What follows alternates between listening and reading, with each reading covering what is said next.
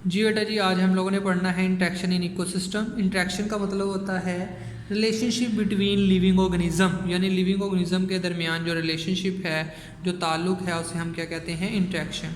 ठीक है, तो इंट्रैक्शन जो है बेटा जी हमारे पास दो तरह का होता है, एक इंटर स्पेसिफिक होता है और एक इंट्रा स्पेसिफिक। इंटर का मतलब होता है बिटवीन, ठीक है, यानी बिटवीन दी स्पीशीज़, दो डिफरेंट स्पीशीज़ के दरमियान जो इंट्रैक्शन होगा, जो रिलेशनशिप होगा, उसे हम इंटर स्पेसिफिक कहेंगे। मसलन कैट का रैट के साथ जो कंपटीशन है बेटा जी, उसे हम क्या कहेंगे, इंटर स्पेसिफिक इंट्रैक्शन।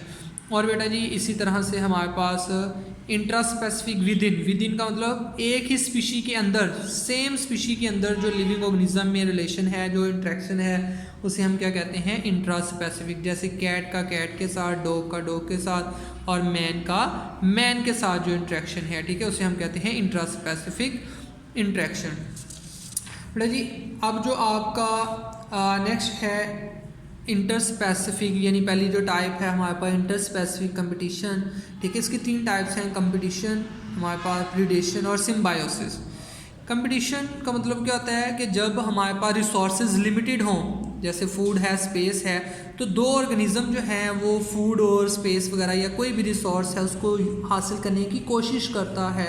ठीक है, आपस में जो है वो उनमें जो है वो एक आप कह लो कि क्या कहते हैं, कंपटीशन जो है वो स्टार्ट हो जाता है। ठीक है, तो वो दो तरह का हमारे पास कंपटीशन भी होता है, एक इंट्रा स्पेसिफिक और inter specific. Intra specific same species के ऑर्गेनिज्म के दरमियान और इंटर स्पेसिफिक डिफरेंट स्पीशी के ऑर्गेनिज्म के दरमियान इंट्रैक्शन। कहता है इंट्रा स्पेसिफिक ज़्यादा स्ट्रॉन्गर होता है देन इंटर स्पेसिफिक। क्यों? क्योंकि जो सेम ऑर्गेनिज्म होंगे उनका आपस में कंपटीशन ज़्यादा होगा, क्योंकि उनकी सेम खुराक है, सेम ऑर्गेनिज्म है, सेम जगह है रहने की, सेम उनका खाना पीना है, सब कुछ एक जैसा है, तो उनमें इंट्रैक्शन, उनमें कंपटीशन ज़्यादा होगा। दो डिफरेंट स्पीशी के ऑर्गेनिज्म हैं, उनका आपस में कंपटीशन होगा तो ज़रूर, लेकिन बहुत कम होगा। क्यों? क्योंकि उनके अल्टरनेट सोर्स भी हो सकता है फूड का। ठीक है, मसलन अगर मेरे पास एक इंसान है तो फूड के लिए, खुराक के लिए उसका एक इंसान के साथ जो इंट्रैक्शन है वो ज़्यादा सीवियर होगा एज़ कम्पेयर टू गोट और लाइन। क्योंकि जो हमारे पास गोट है या कोई लाइन है, गोश्त हम भी खाते हैं, लाइन भी खाता है, लेकिन अगर हम गोश्त नहीं खाएंगे तो हम जो है वो सब्ज़ी और रोटी भी खा सकते हैं, लेकिन लाइन जो है वो गोश्त ही खाएगा। तो दो डिफरेंट हमारे पास सोर्सेज हैं फूड के। या 9th क्लास के बच्चों का कंपटीशन हमेशा 9th क्लास के बच्चों के साथ ज़्यादा होगा as compare to 10th class. ठीक है, क्योंकि उसे पता है 9th क्लास वालों के साथ मेरा इंट्रैक्शन ज़्यादा है, मेरी क्लास सेम है, तो ज़्यादा स्ट्रॉन्ग और ज़्यादा सीवियर इंट्रैक्शन होता है एक जैसे ऑर्गेनिज्म में। ठीक है, आगे है हमारे पास प्रीडेशन। प्रीडेशन होती है बेटा जी हमारे पास डिफरेंट ऑर्गेनिज्म के दरमियान, क्योंकि सेम स्पीशी के ऑर्गेनिज्म आपस में प्रीडेशन नहीं कर सकते, एक दूसरे को मार के नहीं खा सकते। प्रीडेशन का मतलब होता है प्रीडेटर प्रे रिलेशनशिप, जिसमें प्रीडेटर जो है वो प्रे को जो है वो मार के खा जाता है। ठीक है, प्रीडेटर प्रे को मार के खा जाता है, जैसे लाइन जो है वो गोट को खा जाता है या डियर को खा जाता है, इसे कहते हैं प्रीडेशन, जिसमें ऑर्गेनिज्म जो है वो एक दूसरे को खा लेते हैं। ये हमारे पास जो है वो सिंपल सी जो है वो हमारे पास इसमें कहानी थी। इसी तरह जैसे वो एग्जांपल देता है कार्निवोरस। ठीक है, प्रीडेशन में वो किसकी एग्जांपल देता है, कार्निवोरस जो है वो एनिमल्स की।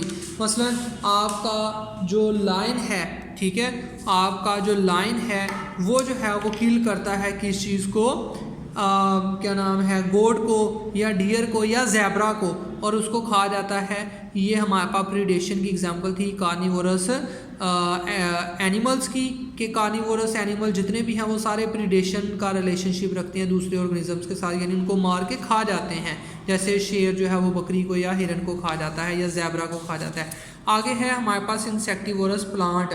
ठीक है, इंसेक्टिवोरस प्लांट जो है बेटा जी हमारे पास वो जैसे वेनस फ्लाई ट्रैप है, इसके पत्ते इस तरह से बेटा जी हमारे पास बायलूब वाले होते हैं और उनके ऊपर ब्रिस्टल्स होते हैं। पत्ता जो है वो ओपन रहता है, जैसे ही कोई इंसेक्ट वगैरह आके इसके ऊपर बैठता है, ठीक है, तो इसका जो हमारे पास लीफ है वो क्लोज हो जाता है, लीफ क्लोज हो जाएगा, इंसेक्ट अंदर ट्रैप हो जाएंगे।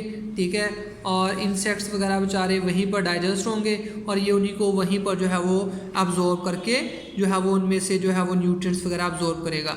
अब बेटा जी बहुत सारे बच्चे जो है वो ये सोचते हैं कि जी हमारे पास पौधे तो जो है वो ऑटोट्रॉफ्स होते हैं, तो ये कैसे जो है वो दूसरों को खा रहे हैं। तो बेटा जी ये भी ऑटोट्रॉफ्स ही हैं, फोटोसिंथेसिस भी करते हैं, अपनी खुराक फोटोसिंथेसिस के जरिए भी बनाते हैं, लेकिन ये नाइट्रोजन की जो आप कह लो अमाउंट है, अपनी जो नाइट्रोजन की रिक्वायरमेंट है वो बेटा इन इंसेक्ट से पूरा करते हैं। ठीक है, ये हमारे पास इसकी कहानी थी।